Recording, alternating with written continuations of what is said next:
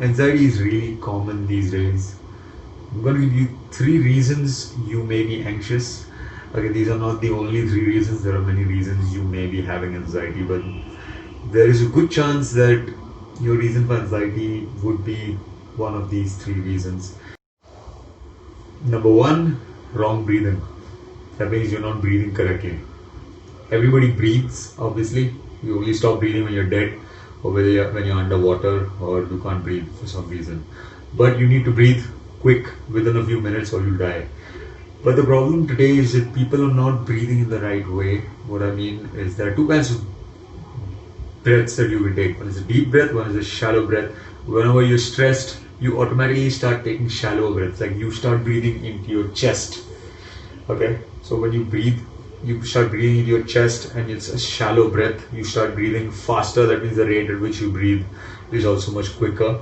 And you don't breathe quality, you breathe in quantity. This is usually going to happen when you are sensing some kind of emergency or stress. And guess what? You're breathing. People don't know this or they know it, but they tend to forget it because it's so awesome, it's so obvious that it has to be forgotten.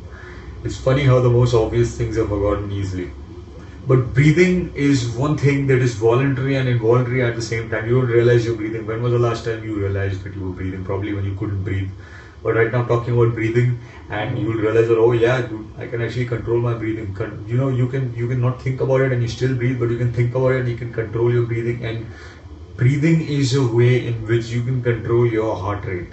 Okay, so you can literally take deep breaths, slow and controlled breaths. It'll reduce your heart rate, it'll make you feel calmer immediately.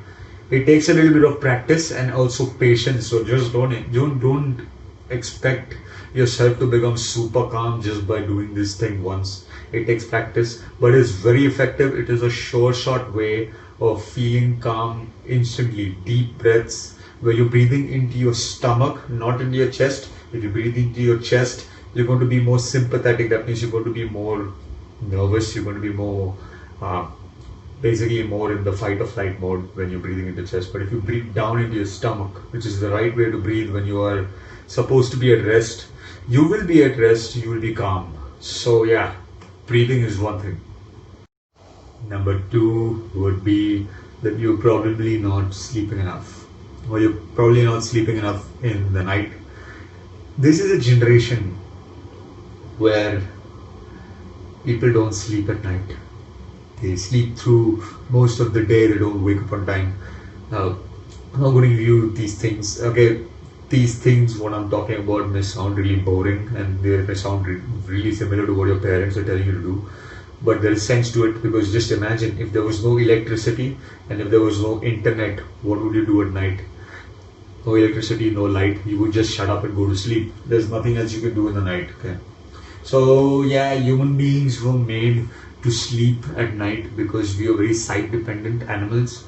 We need to see, we need to be able to see in order to do things, whether it is eating, whether it is anything we do, we require to see it.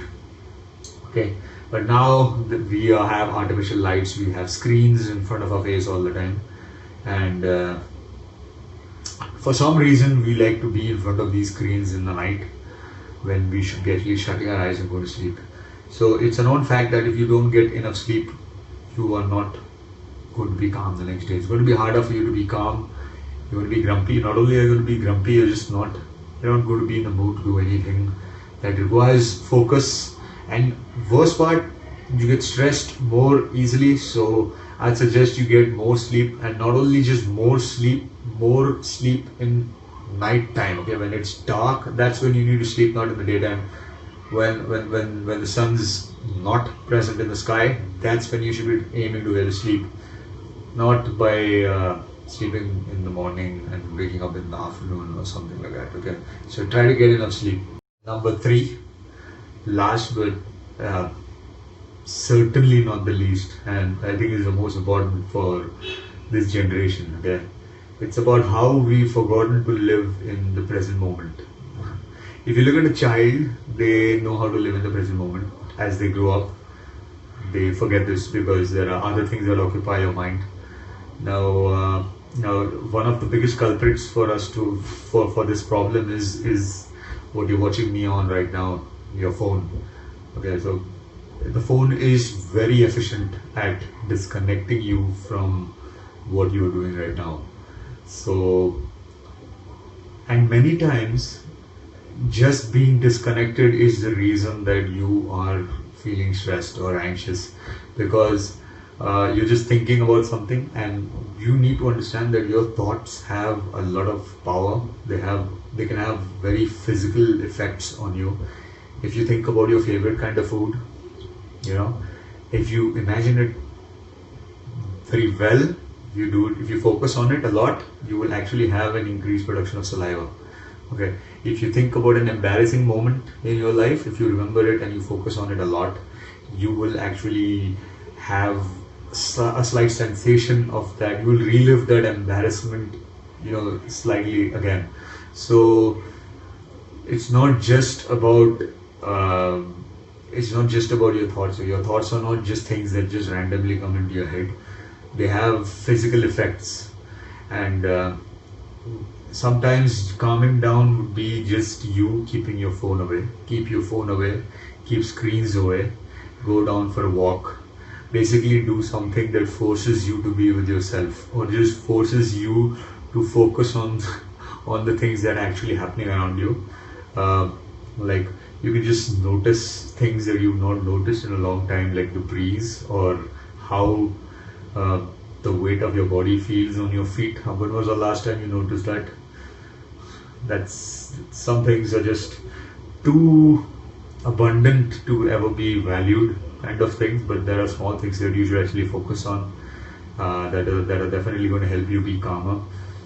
Keeping your phone away in the night is something that I would very strongly recommend, because the phone, I mean, people nowadays, what do people do when they go to a crowd? They resort to their phones like it's a defense mechanism. Like, if you look at a person who walks into a crowd, um, and they don't know anyone, they won't just sit and look there and there and observe. They'll take their phone out, and they'll probably not do anything on their phone, but they'll just take it out and they'll act like they have something to do. So that's a sad thing that we have in today's generation. So we really, really need to practice how to be in the moment. The best way to do that is to meditate, but if you can't do that, you can simply just keep your phone away and try to focus on things that are happening around you, and try to focus on your own body, on your own breathing, as I said. Uh, yeah, these are just random tips that I thought, because I have been stressed quite a few times, and sometimes it's just as simple as one of these things, and it just may be the case with you too. So, yeah, thanks.